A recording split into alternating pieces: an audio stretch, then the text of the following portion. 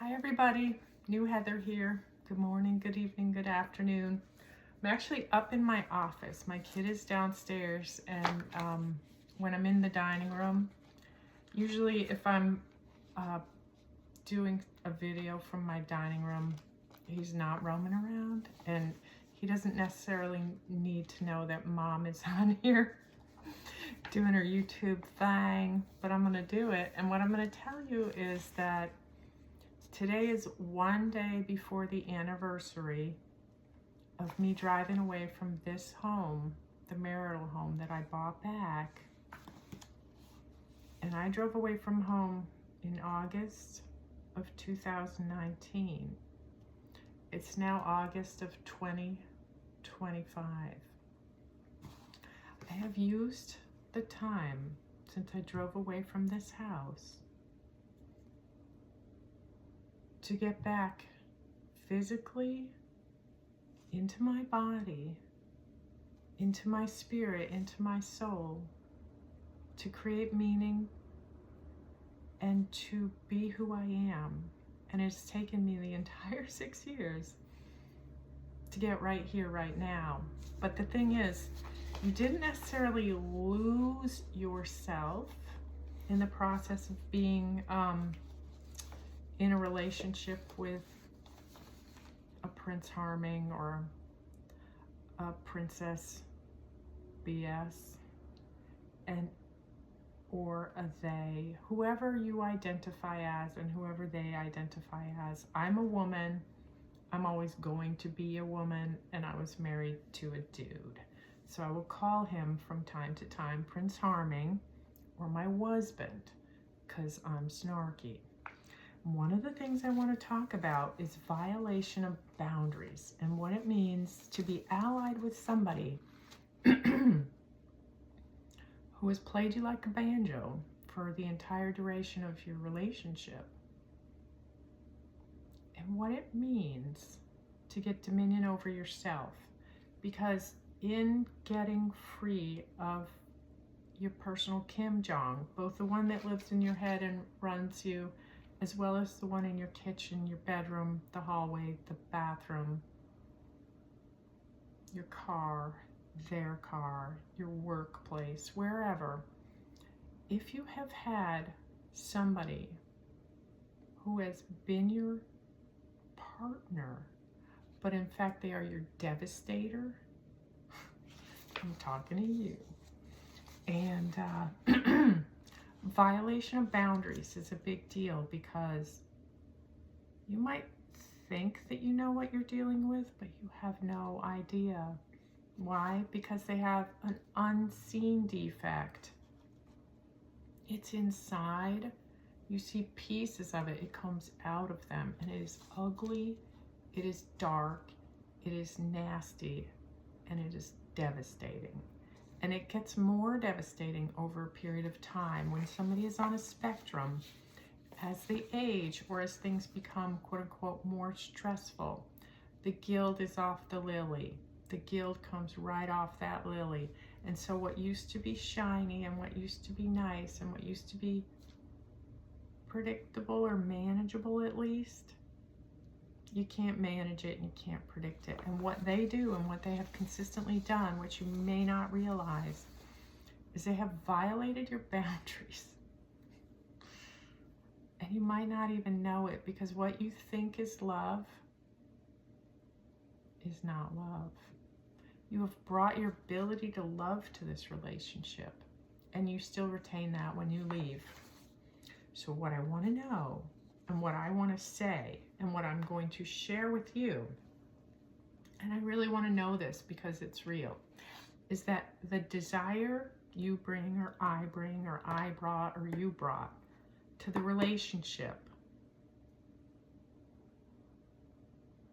to love, to be loved, your desire that you brought was based on their false face. In other words, what they presented to you and what you took up as real. And it sucks, because you realize that you think, or you thought, that they loved you, and and you acted from a place of love, but they were never capable, willing, or able to meet your needs or to love you the way you deserve to be loved, because they're not okay and they're not normal, and it wasn't normal, but because they present on the outside as normal. And the high functioning covert narc looks nice, they act nice at times, they have cool friends who you like, they have stuff, they have a job, they look okay, but they're not. And it takes you a long time if you're like me. I have something I call golden retriever syndrome. What is golden retriever syndrome? It's that you're faithful, you're loving, you're just a golden retriever. You're simple. But now I have Dobermans, and I've always had Dobermans. So I try to be more like my Doberman, which Dobermans are goofy, but they are smart as hell. So now I have not one, but 2 Dobermans. And both of my Dobermans, what do they have going for them? They can smell the rabbit when it's outside the door, through the storm door, and all the windows are shut. So take a page from the concept of a Doberman or a Rottweiler. Be loyal to yourself, know what's real, and be able to smell through the storm door, because bullshit is bullshit, okay? And instead of being all effed up over what's gone on, you're actually gonna use your past experience and your trauma to reframe what trauma is and take your power back. And what do I mean by that? Is that chances are the many things you've done in your life to help others, to be present for others, to give, and to be a loving being, all of that actually serves you when you start really recognizing your own self, your own power, and you actually learn you're out of your depth and that you need to GTFO. So what am I going to say? Because they are adept, they continue to run you. And the issue is you don't know they're running you, and you also may not know that 95% of things you think you know and the things you think you feel are based on stuff that's pre-programmed and pre-installed in you. So what's that mean? That means that you have been played like a banjo, but you may not even know it. And until you start to recognize where you are, what is real, and what's true for you, you can't begin to change. So yes, I'm going to go back to you become highly inconvenient, first to yourself, then to others. And instead of feeling terrible about what's going on, what happened, what is, you're actually going to make trauma serve you. And I would like to bring up the fact that we are conditioned to believe and to think that because we have had trauma, that it's going to continue to define us, and that it's going to rule us, and it's going to run us. But this is where we're wrong about trauma. And this is one of the things that really sucks as you try to get help or you try to find your way, is that even the word trauma can be traumatic. You are made to think that because you have had trauma, you are effed up. Well, in fact, you're not effed up. You've had trauma. So you're going to let yourself off the hook, and you're going to understand that when you get out, especially right when you're starting to wake up alone, you're going to have 2 sets of emotions. One, you're going to have absolute joy, and the other, you're going to have absolute devastation. Why? Because you had to blow up your pretty on the outside life, but it's worth it. And you are your team leader on your op, and you do succeed. It is at great peril, and some team members won't be coming home from the operation. And what does that mean?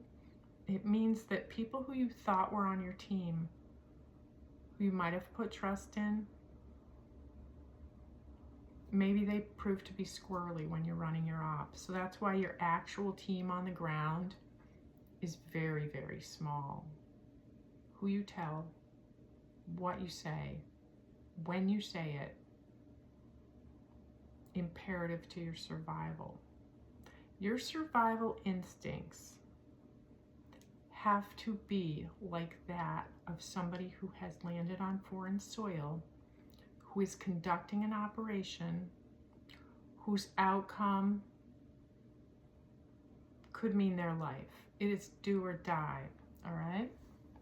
So with that said, I want you to know that when you have somebody who's really high functioning, super successful, and very capable of gaming you, the tip of the iceberg is the tip of the iceberg.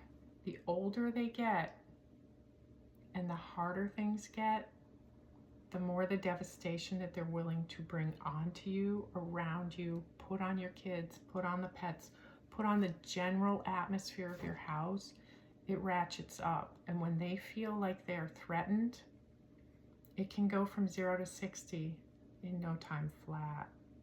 And so what that does is it really, I call it shutting you up to shut you down. You shut yourself down before they shut you up. And it's deep, it's dark, it's nasty, and it's devastating. So one of the things I did after I drove away, when I didn't have a house to come back to because he would not vacate, is that I gave myself permission to be able to assemble things to put a house together. But I also knew I didn't have a lot of money and I didn't have a lot of stuff. But I knew that if the colonial people could get by with like one cup, one everyday set of clothes, one going to church set of clothes, one bowl, one pan, one this, one that, I was like, I can really get by with very little, and I'm gonna assemble it.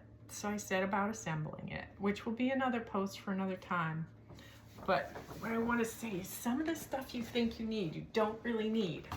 But one of the things you need is faith in yourself. So one of the first things I bought, which I don't know if you can see it, I'm going to try to hold it far away and you can zoom in on it. I bought myself this artwork. I usually don't buy like big wordy things that I would put on the wall, but in my case, in my time of need, I felt visual reminders and cues and totems were very important.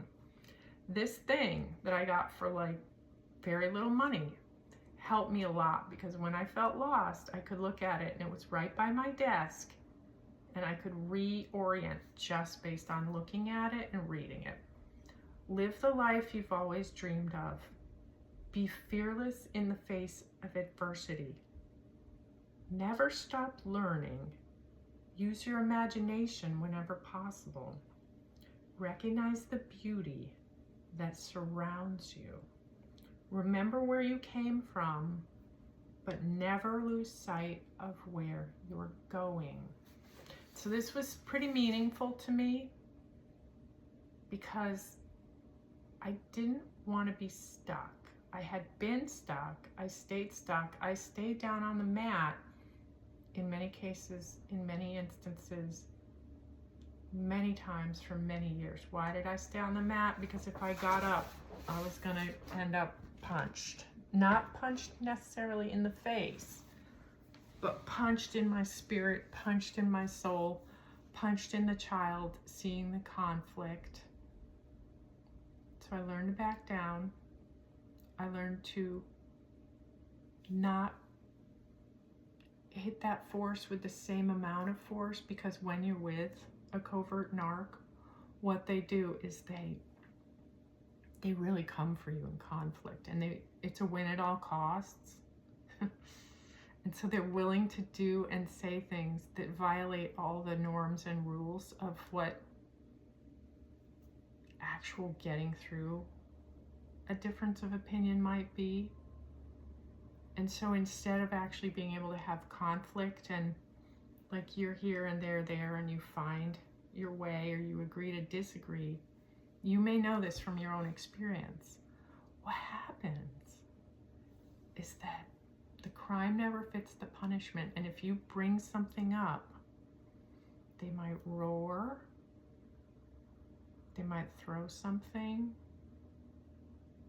they might say some stuff that is absolutely devastating.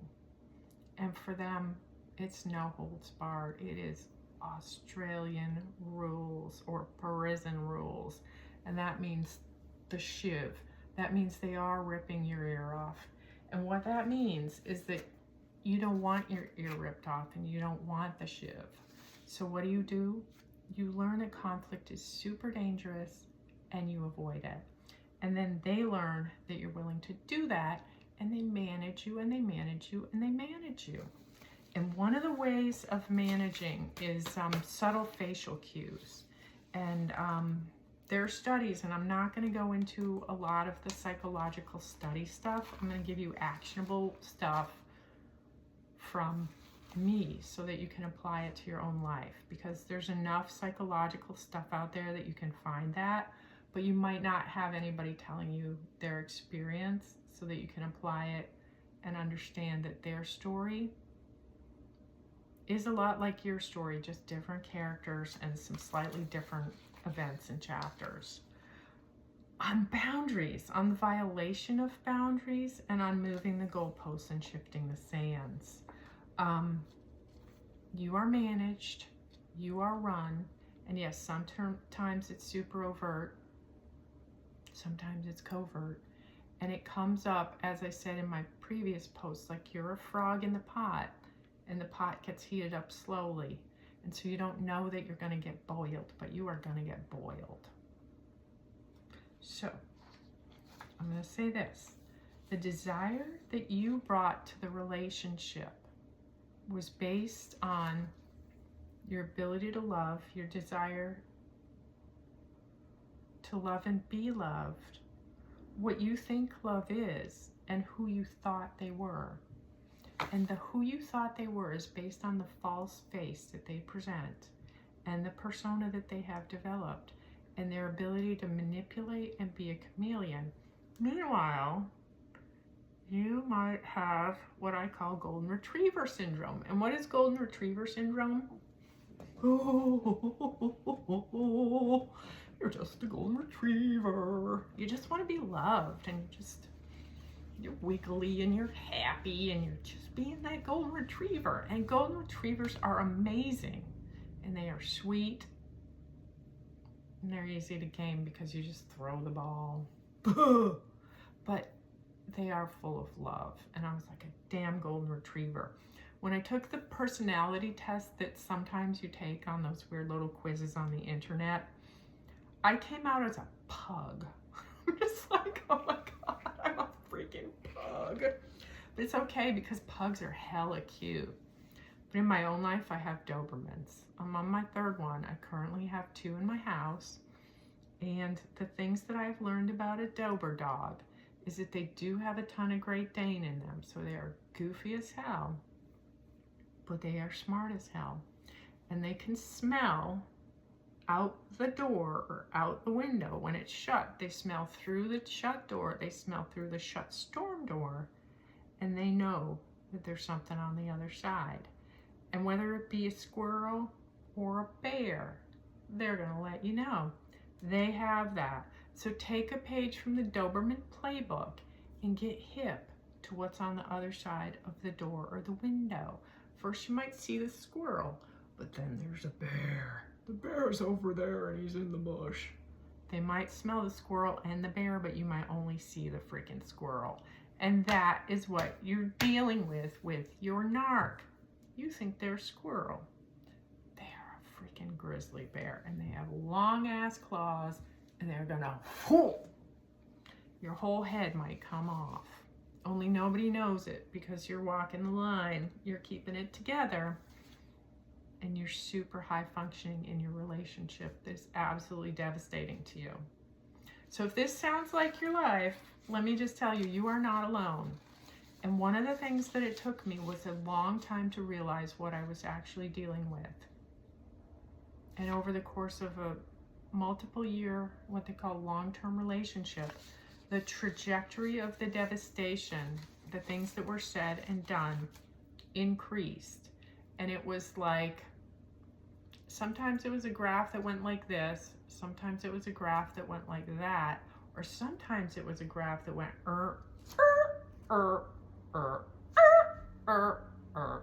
And in the cycles of domestic violence, one thing that you might see and one thing that you might read about is that it is absolutely cyclical. Things are unpredictable and it ratchets up. So take yourself seriously, take your children and your pets and your entire life seriously, because your life may depend on it. And yesterday and back in 2023 when I started my channel, I did mention Patricia McLean. She was married to Don McLean, the one-hit wonder. They lived in a beautiful home, had a beautiful life, but it wasn't that beautiful. So I want to tell you that the things that people see on the outside versus what you know is going on the inside, they could be completely different. And you're just trying to keep it managed. And the person that you're with is fully invested in you as a thing, as a piece of property, as a piece of to screw. And they screw with you, they screw on you, and they screw you. And when they screw you every which way they can. And so going back to boundaries, when you out them, all bets are off, they're coming for you. It's just fact. And it's devastating because you've had trauma, you've been in trauma, and now you have to learn how to make trauma your biatch. And since you don't know how to do that, your learning curve is very steep. But I'm here to say that if you can reframe what trauma is and you can learn to spot patterns and you go into it with situational awareness as you run your getting out of your marriage like an op, you have less devastation, you have less loss, and you're more apt not to be completely blown apart when they come for you. Some of the stuff I didn't know, but I learned it. And now that I'm 6 years out, I can share it, I can talk, and I cannot be devastated by it. Why? Because I made it my personal mission in life to understand that what I've been through, it doesn't define me. It might have been extremely difficult, but it doesn't define who I am. So, because they're adept, they will continue to run you, and after they lose control of you, when you file, all bets are off, they're coming for you. It becomes hard, and it gets harder, but you have to recognize where you are.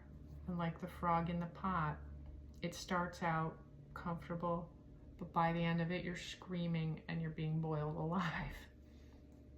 So when you get out of the pot, before they boil you, they want to get you and they want to throw you in the boiling water. And by that time, they don't care about you at all.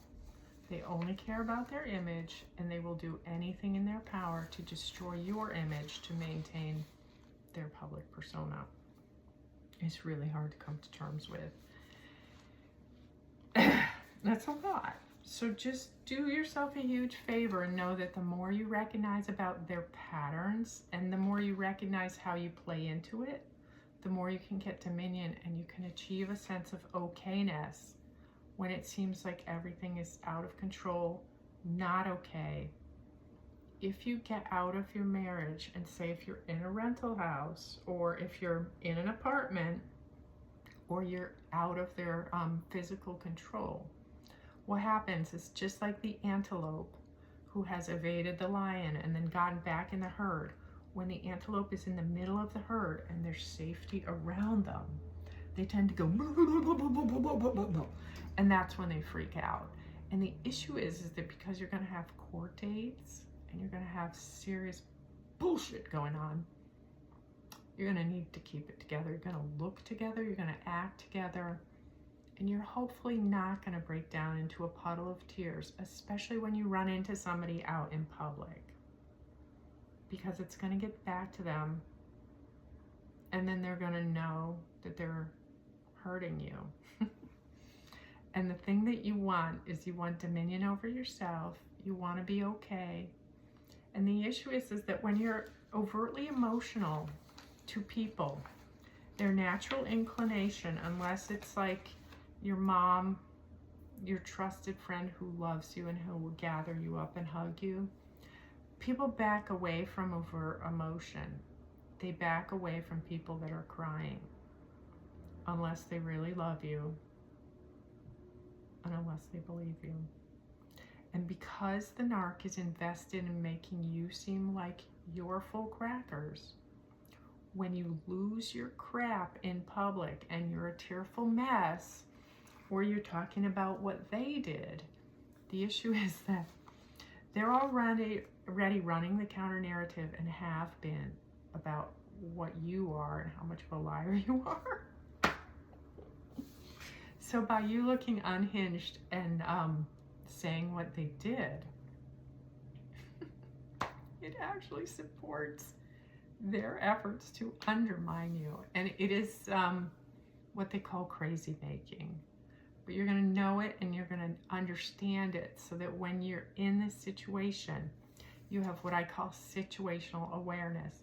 Head on a swivel, head on a swivel, head on a swivel. And you are ready, and you are scanning. You see it. And the hardest part for me was understanding how gamed I was. And to this day, I still have light bulb moments, or popcorn popping. Pop, pop, pop, pop, pop, pop, pop, pop. And you can't let it take you away, and you can't let it put you down in the hole. You say to yourself, proof positive, I did the right thing. Okay? So as you have what I call dawning awareness of what is real, who they are, who you are, you need to realize nothing you did or try to do or tried to do can make it or them not out of control. In other words, nothing you did would have made it better. They are them, you are you. At the end of the day, you can only control you. But the situations you get into in your pretty on the outside life, when you're at your house behind closed doors, it is not necessarily within your control. But you think it is. You're a bridge builder. So what do? You try to build the bridge. And the issue is that the longer you do that, the more info they have and the more intel they have to come in and do the targeted strike on you. And it sucks.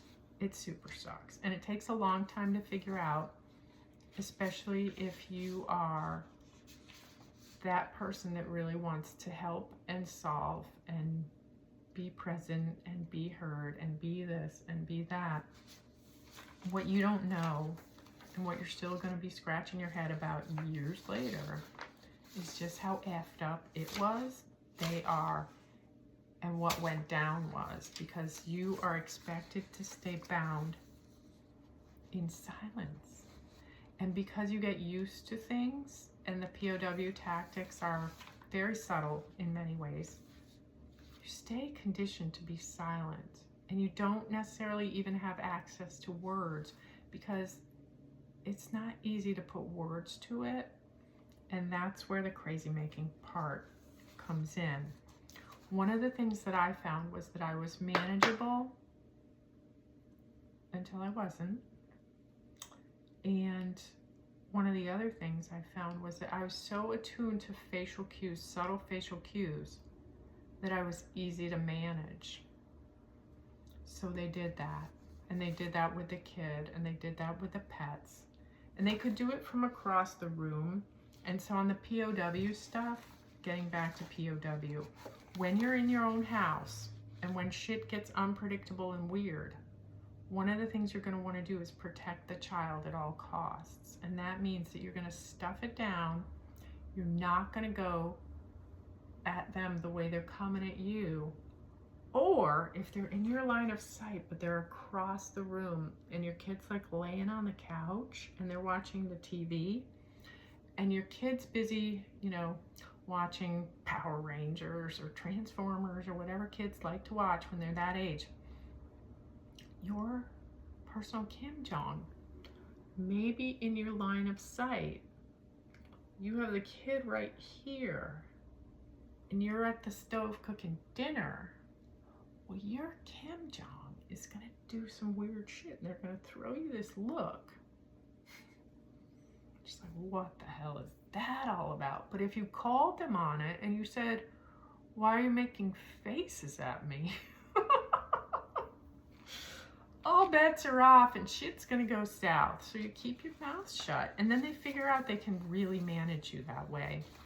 And I didn't understand it. And to this day, I have instances of recollections of conversations where the person that I was married to that claimed to love me would do stuff like pick up their phone or take a call during the middle of what I considered to be a conversation that mattered.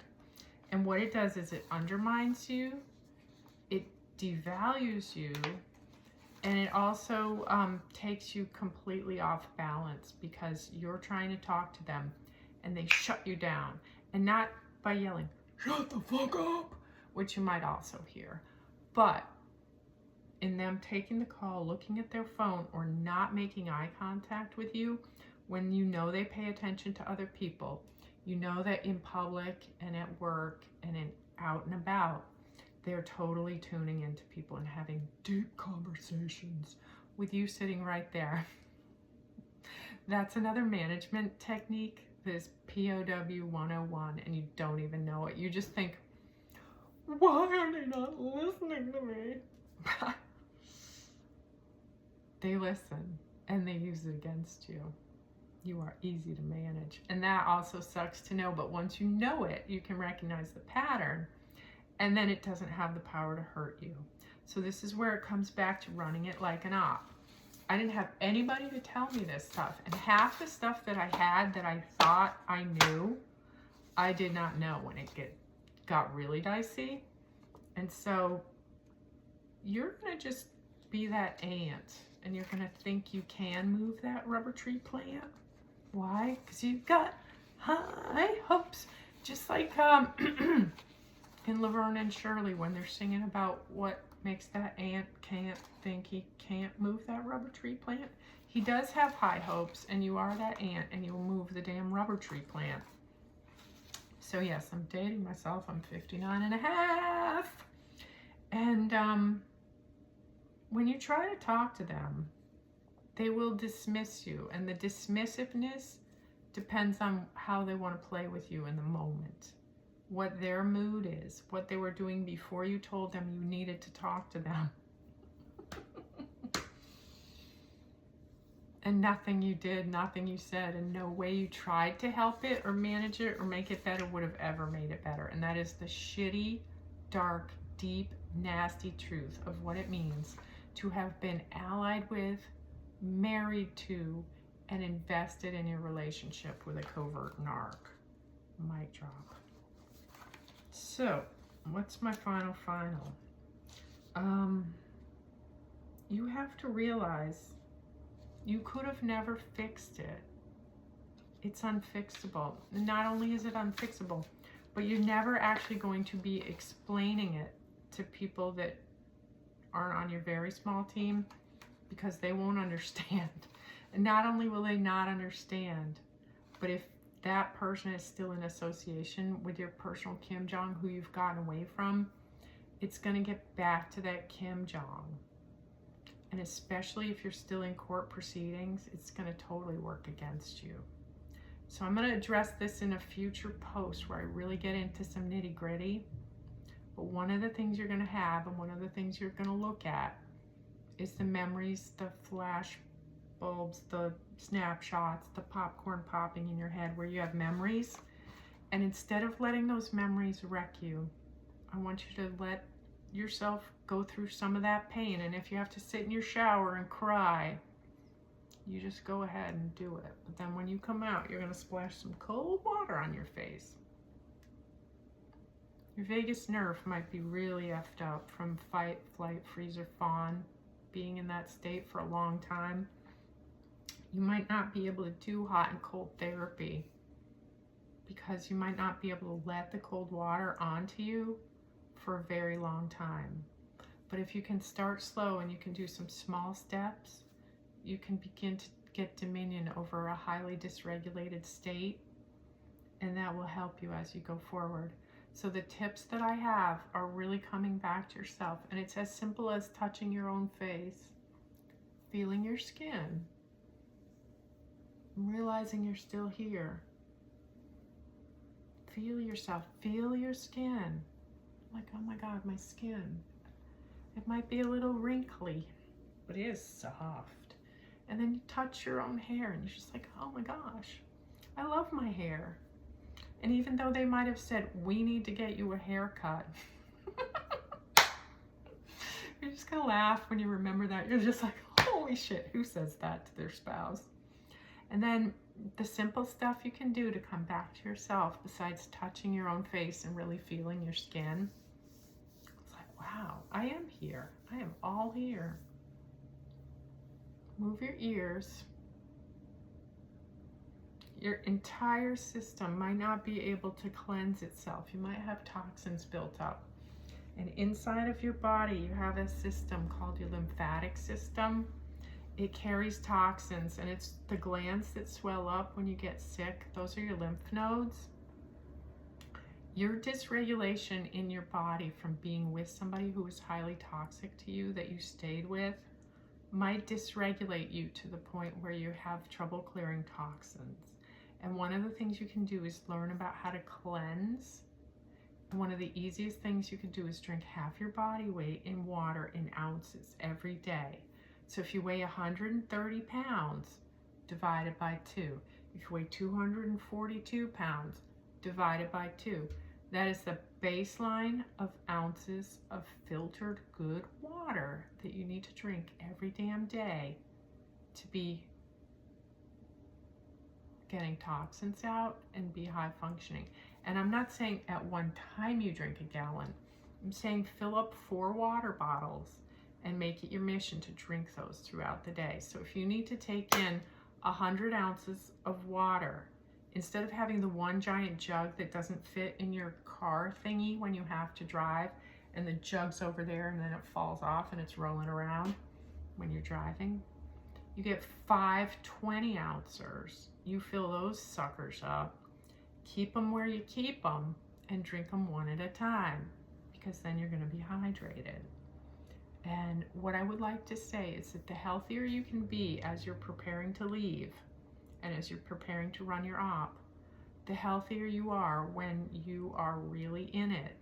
And the situational awareness you have to develop for what is real, it is called dawning awareness. And it doesn't come like that. So the better prepared you are to know your own state, to feel, to know you're still here, to really love yourself, and to know that no matter what you did, you couldn't have changed it, because what you married or what you were with was not who you thought they were, and was not capable of loving you back the way you deserve to be loved. Period. Full stop. So what else? I want to just end on a high note.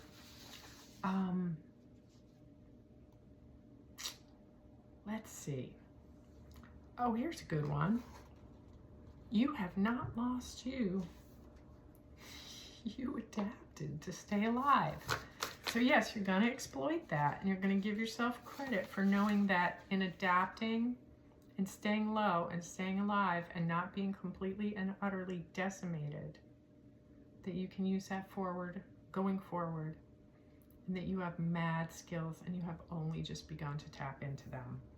So try to build yourself up while you're getting ready to leave. And how you do that: food, sleep, water, elevating yourself, going outside, doing things that make you feel better. I do suggest having books. I do suggest, having your P.O. box And getting books sent to you, going to the library, finding books that help you make meaning, help you find out what you're really in, and also books that nourish your spirit and your soul. And even just the memory of reading a book, some certain poignant thing that you can draw upon, or a word or a phrase, will bring you back. One of the books that helped me, and one of the characters that helped me, was Siddeley in Divine Sisters of the Yaya Sisterhood. And when she was talking to her therapist, and the therapist said, "Don't hit the baby." I carry "don't hit the baby" with me, and I use it, and I say it to myself, because we beat ourselves up. And instead, I want you to not hit the baby. I want you to be tender with yourself, and I want you to love yourself, and to know that you have tremendous capacity. And just because you are with somebody who could not and would not allow you to be you, or to be loved, or to be loving, or to actually exist in a normal framework, it doesn't mean you can't do it. It just means that, unfortunately, that person that you chose had such a well-crafted persona that you bought that hook, line, and sinker. But it doesn't make you somebody worthy of the scratch and dent. No, you're not in the scratch and dent. And you don't deserve to feel like you are in the scratch and dent. And you certainly deserve love. So you start with yourself. I always say, love yourself, baby. And you have to, because you're completely lovable. And it doesn't matter. It doesn't matter what they might have said to you, because they don't have the power to control you. So once you realize that, you can change your state, but it is a process. It is a getting to. It requires situational awareness, and it requires what I call dawning awareness, where stuff in the funnel is no longer stuck down in this part of the funnel where it gets really narrow. In fact, you take something long and tubey and you stick it down in the funnel, and that funnel starts to flow. And when that funnel is flowing and you can tap in, you're absolutely unstoppable. So never for a moment do I want you to doubt yourself. And just like an operative who's going in on foreign soil to do a mission to liberate prisoners, they never think they're going to fail. They don't. Because if they dwelled on what they couldn't do, they would never achieve the objective. What is your objective? Get free. Get safe. Don't become homeless. Don't become destitute. Be present. Love your kids. Love your pet. GTFO. So with that said, I'm going to let you go. Be safe. If you're in a situation where there's clear and present danger, you're going to call. You're going to get help. You're going to be willing to do what they call bugging out. If you don't know what that means, it means you need to have a bug out bag in your car. You need to have cash in your car. You need to have somewhere to go. And if you don't have somewhere to go, have enough cash to get 3 days in a hotel or somewhere safe. Because when shit gets real, it gets real very fast. So you have to be willing to change your plan. I will talk about that in the future too. But here's the number for the National Domestic Violence Hotline. 800-799-SAFE. Text 88788, and you text START. If there's a chance that your devices are being monitored, when you bring up these sites, you're going to see how they warn you and what they say. Have a track phone, period. Just do it. Use it. Keep it on you. And if shit gets really real, you are changing your plan and getting the hell out on a dime. All right? Take care. I hope my content helps you. Like it, share it, comment. I'd like to hear what you have to say. And if you feel lost and alone, just know you're not. And there's lots of people like me who had a pretty on the outside life. I blew that up, and now I have a pretty on the inside, outside, and all around life. Take care. Bye.